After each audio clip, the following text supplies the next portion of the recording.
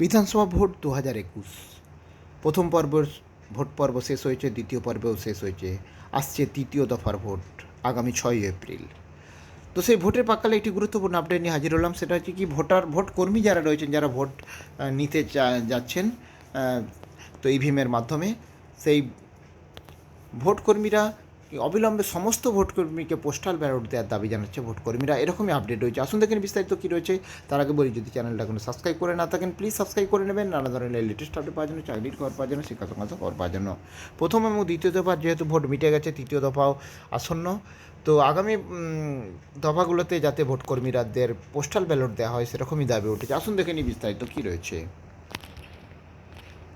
রাজ্যে বিধানসভা নির্বাচনে দফার ভোট সম্পন্ন হয়ে গেছে। সারা রাজ্যে ভোট কর্মীদের ট্রেনিং কোথাও শেষ হয়ে গিয়েছে, কোথাও শেষ পর্যায়ে। এর মধ্যে বহু অভিযোগ আসছে, অসংখ্য ভোটকর্মী এখনও পর্যন্ত তাদের পোস্টাল ব্যালট পায়নি।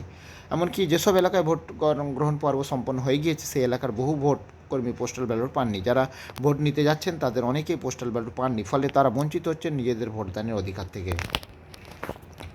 এই অবস্থা অবিলম্বে সমস্ত ভোটকর্মী যাতে পোস্টাল ব্যালট পায় তা নিশ্চিত করতে কমিশনের কাছে দাবি জানাচ্ছেন ভোটকর্মীরা, এবং তারা দাবি করেছেন যে সমস্ত ভোটকর্মীরা যাতে তাদের পোস্টাল ব্যালটে পেতে পারেন তা নিশ্চিত করতে হবে নির্বাচন কমিশনকে, এবং সেই ভোট যেন বিধানসভার ভিত্তিকে একসাথে মিশিয়ে গণনা করা হয়। কোনোভাবেই বুথভিত্তিক পোস্টাল ব্যালটে গণনা করা চলবে না।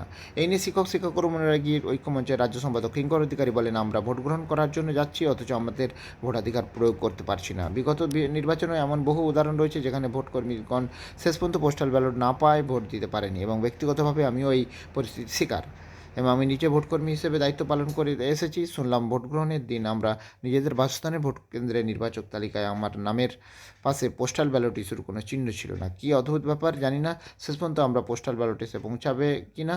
নির্বাচন কমিশনের কাছে আমার দাবি জানাচ্ছি যে সমস্ত ভোটকর্মী যাতে তাদের পোস্টাল ব্যালটে পেতে পারেন তা নিশ্চিত করতে হবে, এবং সেই ভোট যেন বিধানসভা ভিত্তিক একসাথে মিশিয়ে গণনা করা হয়। কোনোভাবেই বুথ ভিত্তিক পোস্টাল ব্যালটে গণনা করা চলবে না। এই ব্যাপারে আমরা নির্বাচন কমিশনের দপ্তরে অভিযোগ ও দাবি জানিয়েছি।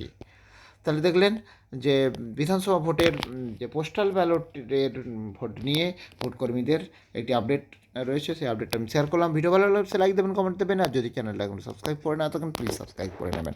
ধন্যবাদ। ফিরে আসছি পরের আপডেট নিয়ে।